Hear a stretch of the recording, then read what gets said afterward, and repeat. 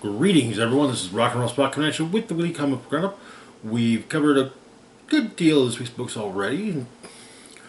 In fact, I think we're about at the halfway point for the roundup. So let's get started with this week's Spider-Man books. Kicking things off with Amazing Spider-Man number 17, tying into Dark Web, where we left off. Peter and as well as various members of the of his supporting cast had ended up in limbo. Jameson was running the Daily Bugle, though it was staffed entirely by demons. And, well, that's also where Peter was working. Well, just not so much all of us, just J. Jonah Jameson and Robbie Robertson. So, we get some demons talking about, griping about having to be, people.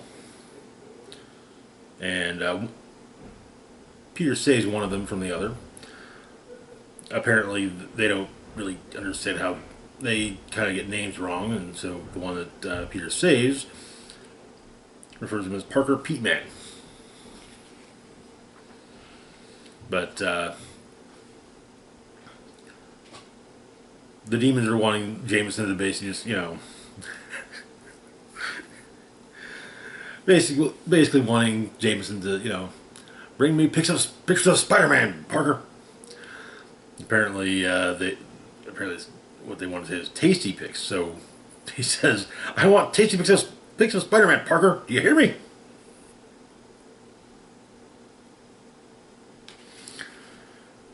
Peter and Ben have a chat.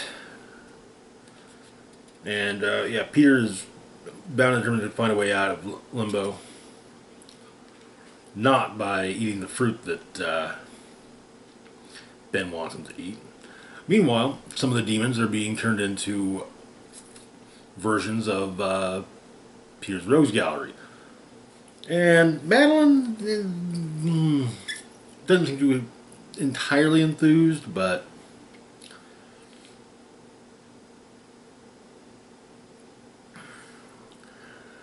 she's willing to play along.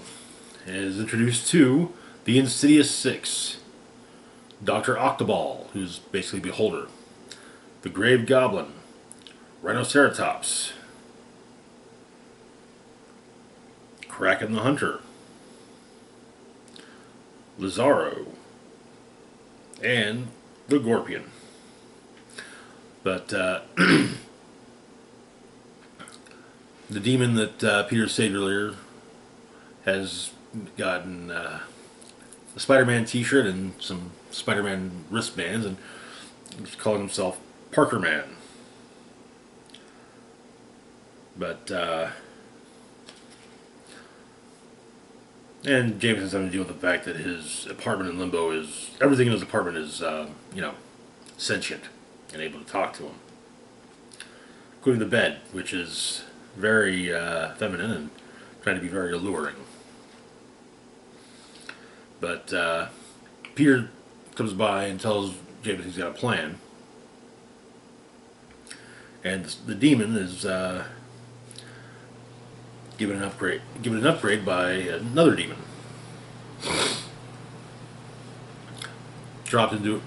Made smaller and dropped into a flask that has the symbiote shred that Venom dropped off in said lab back in Venom number 13, or a few months back in Venom. But Jameson gives a speech to the bugle bullpen.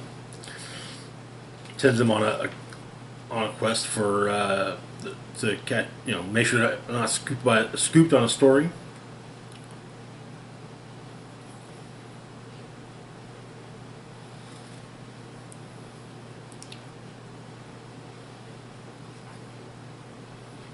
And while Spider-Man's trying to help Robbie and Jonah escape, he runs into the Insidious Six, takes them on, but he gets an unexpected assist from Wreck-Rap. Yeah, the demon, our demon Spidey, who's symbiote and demon combined. It sounds like a really bad combination, but I get the feeling it's probably going to turn out at least interesting. But that is where the issue ends. And I gotta say, Dark Web is definitely one of the more interesting crossovers. I guess it's just that it manages to balance its tone so well between the scary horror elements and the tongue-in-cheek moments. But yeah. Moving on to our next book, we've got Mary Jane and Black Cat #2. Where we left off, Mary Jane, who unexpectedly now has powers that are slot machine based, kind of. It's weird. And Black Cat ended up in limbo. And we're the guests of Belasco. Apparently, Belasco needs a thief. Black Cat is a thief. So, what is it that he wants them to steal? So it turns out that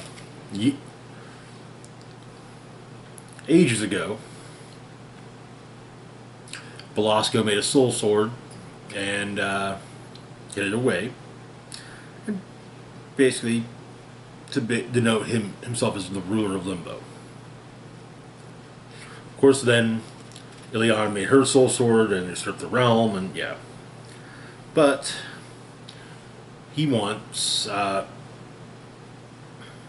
Black Cat and MJ to steal his soul sword from the tower that it's hidden away in. This is from the Screaming Tower. However, there will be others trying to get it. The Thief Army, Heaven's Devils, Hydra Expeditionary Force Agares, and Sim. Because of course, Sim is trying to get something that will denote him as the ruler of Limbo.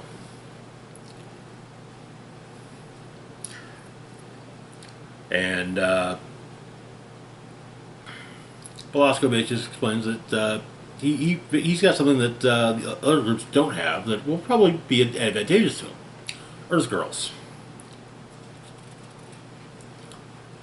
So, Felicia and MJ make it to the Screaming Tower.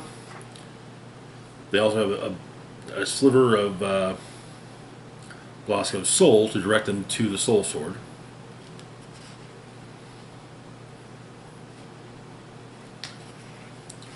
But there are others who tried breaking in, who tried to steal the Soul Sword before, and they are imprisoned within the tower, starved,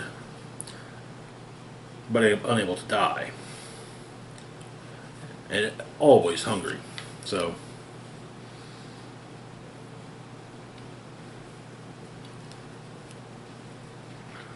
Black Cat, Felicia and MJ make their way through, barely. Felicia lets out her grapple hook, but it doesn't seem to catch on anything until Sim stomps on it and to hold it in place. Our heroines climb their way up and find themselves face to face with Sim, which is where the issue ends. Jed McKay's Black Cat books are always a riot, and yeah, I mean, it doesn't have to be an event for me to want to read one because they're fun. Which the characters, and I mean, they can do serious, but by and large, they're fun. Moving on to our next book, we've got Dark Web Miss Marvel #2. Where we left off, Miss Marvel had ended up in Limbo. The Jersey City Mosque had become sentient. And a former enemy of Kamala's had been reborn. No, resurrected, more like. So, that former enemy makes its way back to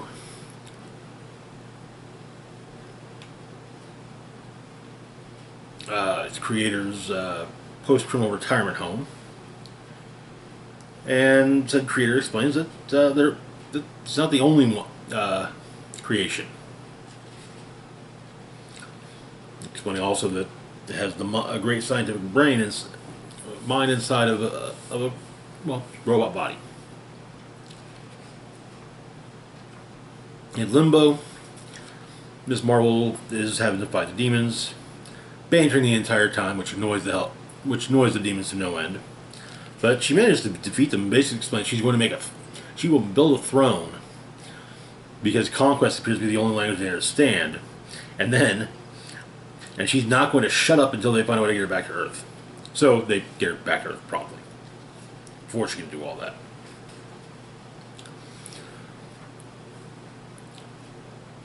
The mosque is currently walking in the Hudson, which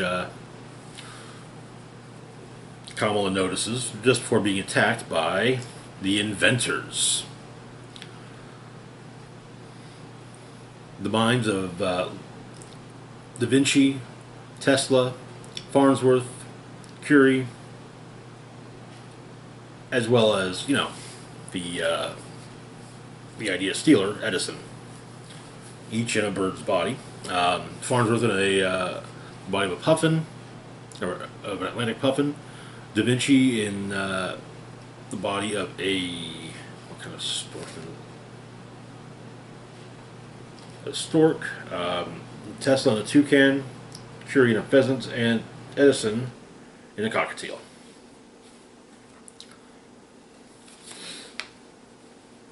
But she fights the inventors and ends up getting an assist from Miles Morales.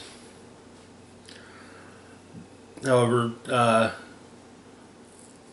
while Ms. Marvel thanks Miles for his help, she just gonna say, "Hey, the Jersey City Mosque is roaming around. Could you maybe try and help everyone, or at least try to evacuate the building, make sure everyone's safe?"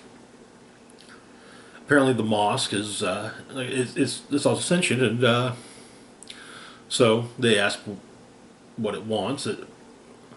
The mosque The mosque, they initially refer to as Brother Mosque, but the mosque does point out, that's why they automatically assume that he's a brother, not a sister, adding that the mosque prefers the non-gendered name JCM, Jersey City Mosque, and, apologies are made, and the mosque says, okay, this is what's wrong, and so when Miles shows up, the congregants explain what basically echo what the mosque said. Well, Miss Marvel deals with the inventors.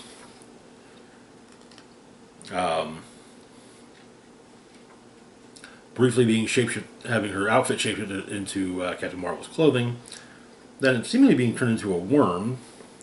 However, as everything wears off, she embiggens from within Edison.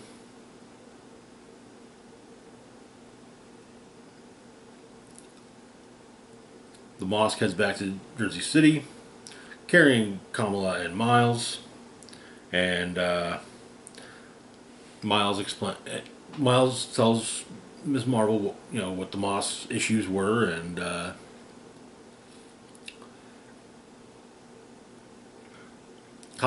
Ms. Marvel's surprised that she never saw any of it, but Miles says, hey, you're one person, you're not, and you're not just a hero to the Muslim community, you're a hero to everybody. And he even states that the entire time he was dealing with the mosque, he was asking himself, what would Miss Marvel do?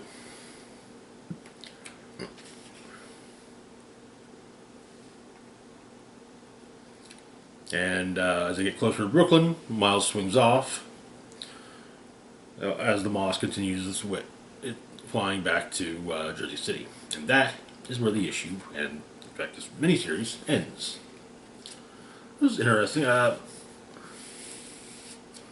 Also, some bits of information one wouldn't have expected from, basically the idea that Miss Marvel kind of sees herself as being the hero for the Muslim community, which, while, hey, there are not that many Muslim heroes. So yeah, but but it is pointed out to her by Miles that she's a hero to everybody. But anyway, moving on to our next book, we've got Miles Morales Spider-Man #2. Where we left off, it appears Miles has been suspended from school, and it also seems that he has a new villain keeping their eye on him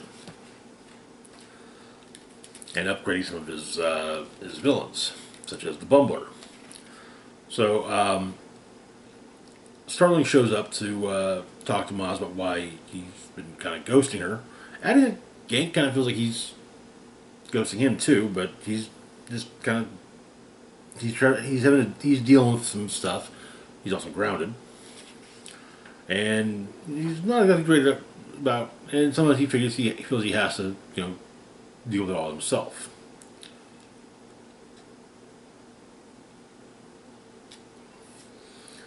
But Miles also investigating from where Bumbler was at, running into Misty Knight, who's investigating a potentially related crime. So there's a FaceTime with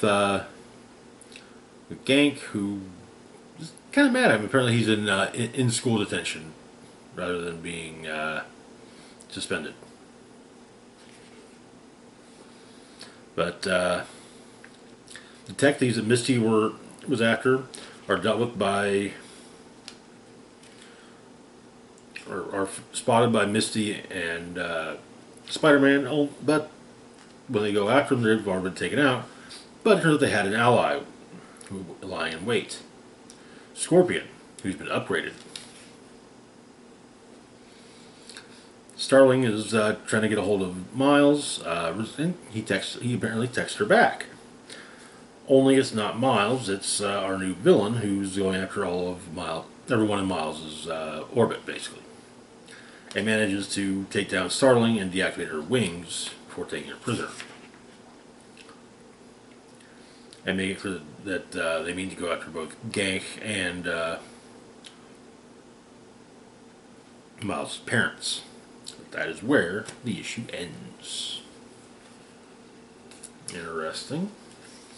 It's nice seeing Starling back. I'm glad that she wasn't just kind of pushed aside with the new run starting out. Moving on to our next book, we've got Carnage #9. Where we left off on Carnage, Carnage and Kenneth Neely had left Hell after their purpose, after they got done what they intended to do.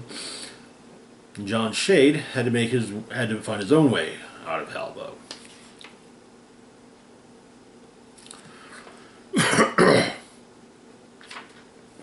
So Carnage and Kenneth ended up at Nidavellir. We get the brief history of how Nidavellir is where the gods had their weapons forged, and how it was destroyed by the Mangog possessed Mjolnir fairly recently, early in Donny Cates's Thor run. But there are still living dwarves there, and Carnage is lowered in number with each one he kills, but he's looking for a specific dwarf.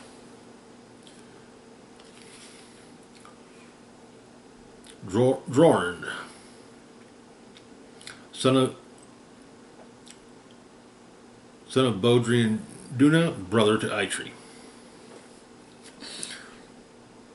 He's the one who realized that, he realized long ago that the Forge, all it's doing is just, making weapons for, they aren't doing any real good in the universe. And that everything in the Forge should be melted down to more useful things. But Carnage wants them to make a weapon for him. And offering freedom.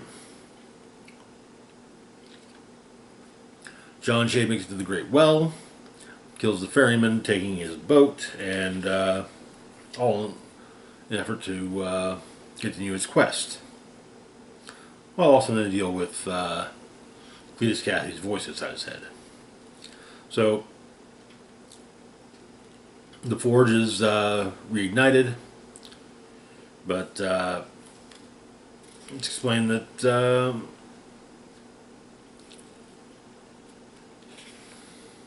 well, you're going to need some additional materials.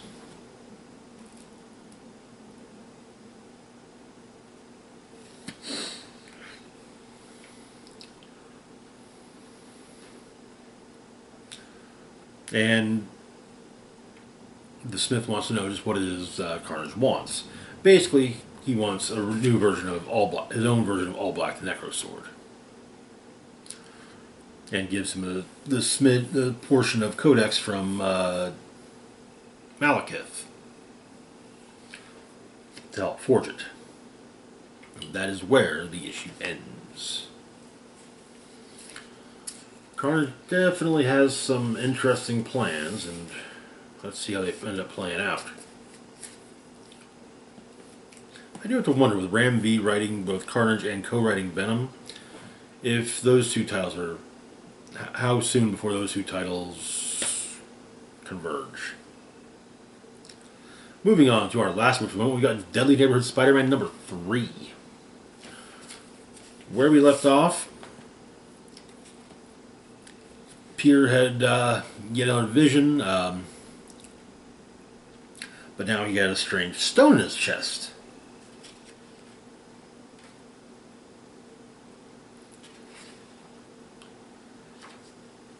But the bird guide reappears and shows him something, and shows him various things about the realm that the demon bear is from, and explaining that some of the recent changes to it are because of Spider-Man's recent incursions. And he's taken to the heart of the maze.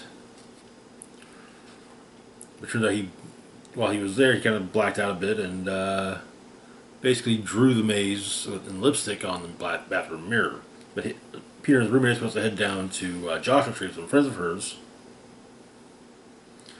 But he explains he's going through some stuff. They do some stretching. The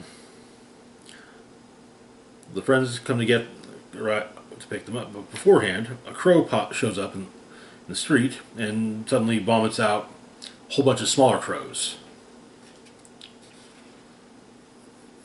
But their friends arrive, and Peter and his roommate head down to Joshua Tree, but there's a sandstorm coming, as well as what appears to be another more radar storm, but it's a massive murder of crows. The demon bear attempts to attack the Peter's traveling companions, and Peter joins with the crows for a moment before moving on with everything with his own quest, having become giant-sized and flame-eyed. That is where the issue ends. This is... I don't know. It feels like a story that Spider-Man was just kind of... it feels like a story that should have been focused on a different character, but someone, one of the higher-ups at Marvel, or even at Disney itself, said, no. We can't sell with that character. We can sell with Spider-Man, I bet. So, yeah. Anyway, that's going to do it for now. As always, feel free to like, share, and subscribe. Links to my Facebook, Twitter, Patreon, and PayPal can be found in the description box down below. This is Rock and Roll Spock signing off saying, live long and rock hard.